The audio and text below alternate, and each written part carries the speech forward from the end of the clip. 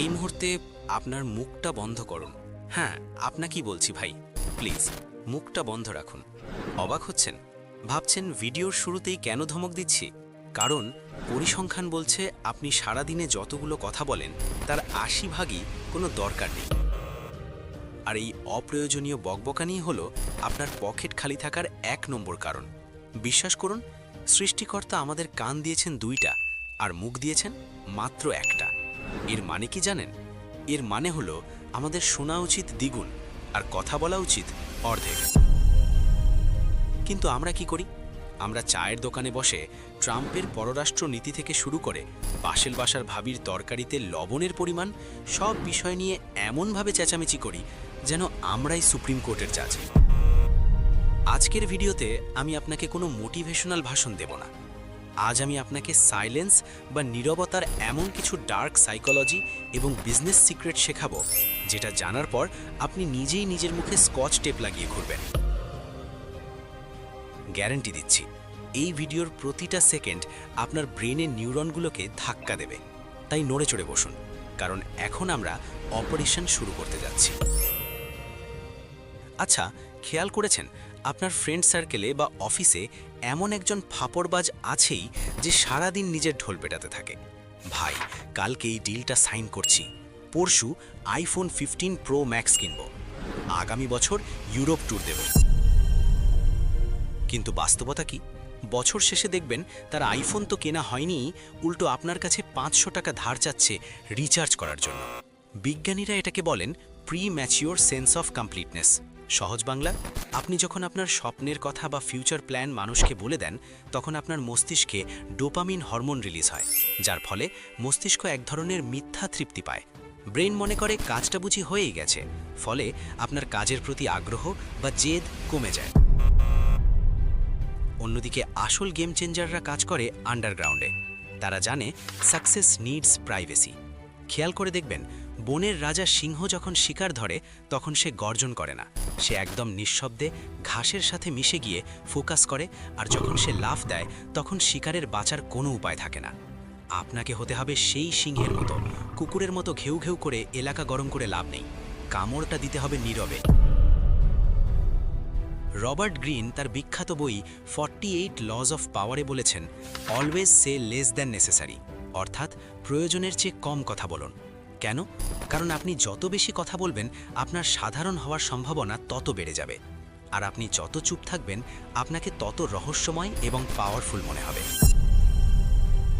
ধরুন আপনি একটা বিয়ে বাড়িতে গেছেন, সেখানে সবাই হইচই করছে, হাসাহাসি করছে। এর মাঝে কোট টাই পরা এক ভদ্রলোক এক কোণে চুপচাপ দাঁড়িয়ে সবাইকে পর্যবেক্ষণ করছেন, মুখে হালকা একটা মুচকি হাসি। কার দিকে সবার নজর যাবে? ওই হইচই করা পাবলিকের দিকে, নাকি ওই শান্ত ভদ্রলোকের দিকে? অবশ্যই ওই শান্ত লোকটার দিকে। মানুষ তাকে সমীহ করবে, মানুষ ভাববে লোকটা নিশ্চয়ই অনেক বড় কেউ, অথচ হতে পারে সে কিছুই না। এটাই হলো নীরবতার সাইকোলজিক্যাল পাওয়ার। চুপ থাকা মানেই আপনি সিচুয়েশন কন্ট্রোল করছেন। এবার আসি আসল কথায়, চুপ থেকে কিভাবে পকেট ভারী করবেন। বিজনেসের দুনিয়ায় একটা গোল্ডেন রুল আছে, যে আগে কথা বলবে সে হারবে। একটা দেশি উদাহরণ দেই। আপনি নিউ মার্কেটে গেছেন প্যান্ট কিনতে, দোকানদার বলল, ভাই দাম ১৫০০ টাকা। এখন আপনি যদি সাথে সাথে বলেন, না ভাই ৮০০ টাকা দেব, তাহলে আপনি আপনার কার্ড শো করে দিলেন। দোকানদার বুঝে গেল আপনি ৮০০ টাকায় দিতে রাজি আছেন, সে তখন ১০০০ টাকায় আপনাকে আটকাবে। কিন্তু স্মার্ট বায়ারের টেকনিক কি? দোকানদার যখন বলল ১৫০০ টাকা, আপনি চুপ করে তার চোখের দিকে তাকিয়ে থাকুন, মুখে একটু বিরক্তির ভাব আনুন, কিন্তু কথা বলবেন না। এই ৩-৪ সেকেন্ডের নীরবতা দোকানদারকে নার্ভাস করে দেবে। সে ভাববে, কি দাম কি বেশি চেয়ে ফেললাম, কাস্টমার কি চলে যাবে? তখন সে নিজেই বলবে, আচ্ছা ভাই আপনার জন্য ১২০০ টাকা।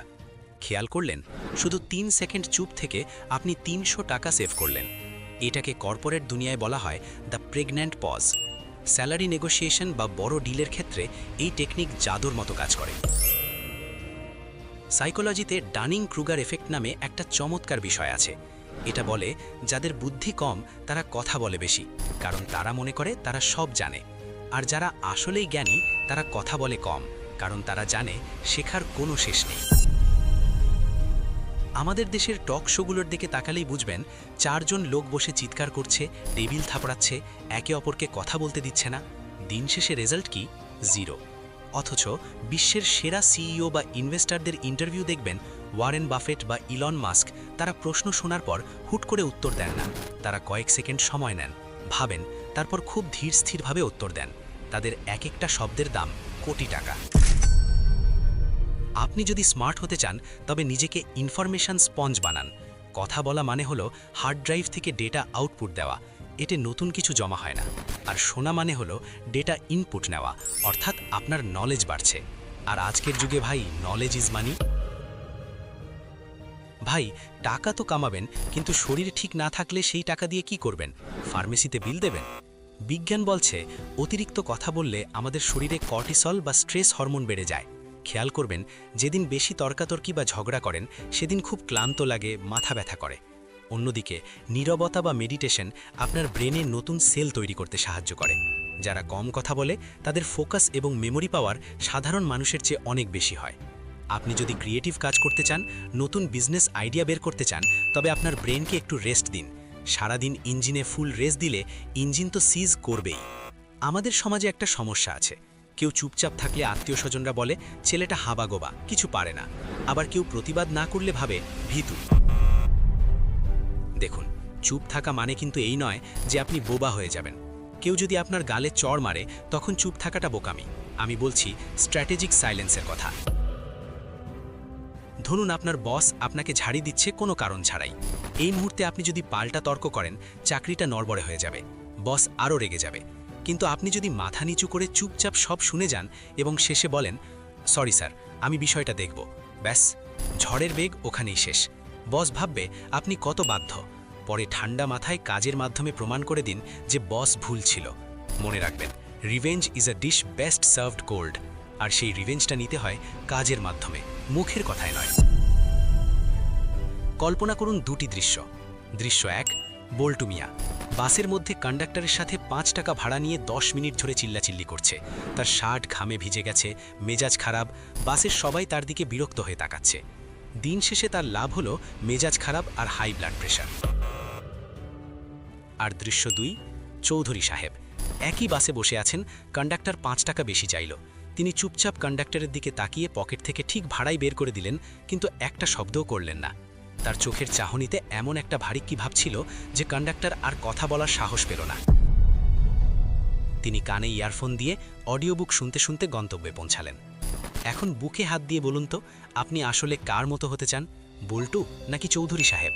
উত্তরটা কমেন্টে জানিয়ে দিন। আমি দেখতে চাই কতজন স্মার্ট অডিয়েন্স আমার সাথে আছেন। আচ্ছা, আপনার জীবনে কি এমন কোনো ঘটনা ঘটেছে যেখানে আপনি রেগে গিয়ে কিছু একটা বলে পরে পস্তায়ছেন? যেমন ধরুন, গার্লফ্রেন্ড বা বউয়ের সাথে ঝগড়ায় রাগের মাথায় ব্রেকআপ বা ডিভোর্সের কথা বলে ফেলেছেন, কিন্তু পরে দেখলেন বিষয়টা খুবই তুচ্ছ ছিল। অথবা এমন কোনো ঘটনা যেখানে আপনি চুপ ছিলেন বলে বিশাল বড় বিপদ থেকে বেঁচে গেছেন। প্লিজ আপনার গল্পটা আমাদের সাথে শেয়ার করুন, আমরা সবাই মিলে শিখতে চাই। আমরা এখানে একটা ফ্যামিলির মতো। ভিডিও দেখে শুধু মাথা নাড়লে হবে না, কাজ করতে হবে। আজ থেকে একটা রুল ফলো করুন, 2:1 রুল। অর্থাৎ সামনের মানুষ যা বলবে আপনি তার অর্ধেক বলবেন। কেউ যদি 10টা বাক্য বলে, আপনি উত্তর দেবেন 5টা বাক্যে। সামনের মানুষ যখন কথা বলবে তখন মনে মনে ভাববেন না যে এরপর আমি কি বলবো, বরং মন দিয়ে শুনুন সে কি বলছে। তাকে বুঝতে দিন যে আপনি তাকে গুরুত্ব দিচ্ছেন। এতে মানুষ আপনাকে পছন্দ করবে, বিশ্বাস করবে, আর বিশ্বাসই হলো বিজনেসের মূলধন। আগামী 24 ঘন্টা এই চ্যালেঞ্জটা নিন, দেখবেন দিন শেষে আপনার এনার্জি লেভেল আকাশ ছোঁয়া থাকবে, আর মানুষ আপনাকে নিয়ে কৌতূহলী হয়ে উঠবে। তারা ভাববে, কিরে ও এত চুপচাপ কেন, নিশ্চয়ই বড় কোনো প্ল্যান করছে। এই রহস্যটাই আপনার জয়। বন্ধুরা, জীবনটা একটা দাবা খেলার মতো। এখানে যে শুধু চেঁচামেচি করে সে হলো বোর্ডে বা সৈন্য, আর যে চুপচাপ পুরো বোর্ড অবজার্ভ করে চাল দেয় সেই হলো আসল খেলোয়াড়। এখন সিদ্ধান্ত আপনার, আপনি কি সারা জীবন দর্শকের গ্যালারিতে বসে চেঁচাবেন নাকি মাঠের মাঝখানে নেমে গোল দেবেন? পরের ভিডিওতে আমরা কোন টপিক নিয়ে পোস্টমর্টেম করব? অপশান 1, গরিবের ব্রেন বনাম ধনীর ব্রেন, কেন আমরা গরিব থাকি? নাকি অপশন 2, টাকা জমানোর জাপানি কাইজেন টেকনিক যা আপনার ব্যাংক ব্যালেন্স বদলে দেবে? কমেন্ট বক্সে 1 বা 2 লিখুন। যেটা ডিমান্ড বেশি হবে, কথা দিচ্ছি সেই টপিক নিয়ে এমন ভিডিও বানাবো যা ইউটিউবে আগে দেখেননি। আর হ্যাঁ, আমি আপনাদের সাবস্ক্রাইব করতে বলবো না, কারণ আমি জানি যারা নিজেদের লাইফ নিয়ে সিরিয়াস, যারা ভিড়ের মধ্যে হারিয়ে যেতে চায় না, তারা এতক্ষণে সাবস্ক্রাইব বাটনে ক্লিক করে ফেলেছে, কারণ তারা জানে এই চ্যানেলের সাথে না থাকা মানে নিজের সফলতার পায়ে কুড়ুল মারা। বাটনটা নিচেই আছে, বাকিটা আপনার চয়েস। দেখা হচ্ছে পরের ভিডিওতে। ততক্ষণ পর্যন্ত মুখ বন্ধ রাখুন আর কাজ দিয়ে বিশ্ব জয় করুন। আল্লাহ হাফেজ।